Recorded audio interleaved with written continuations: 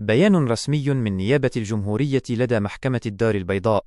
أعلنت نيابة الجمهورية أن مصلحة البحث والتحري للدرك الوطني بالجزائر تلقت بلاغا عن جريمة فساد تورطت فيها موظفة بوزارة التجارة الخارجية وترقية الصادرات، كانت تستغل منصبها لمنح تسهيلات غير قانونية لبعض المتعاملين الاقتصاديين مقابل مزايا غير مستحقة.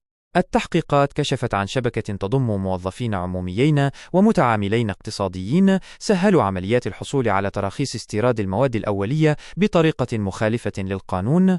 بعد التحقيق تم توقيف 17 شخصا وإيداعهم رهن الحبس المؤقت، من بينهم 9 موظفين عموميين و8 متعاملين اقتصاديين. التهم تشمل إساءة استغلال الوظيفة، استغلال النفوذ، وطلب وقبول مزايا غير مستحقة. النيابة أكدت أن التحقيق القضائي ما يزال متواصلا لكشف جميع المتورطين في القضية.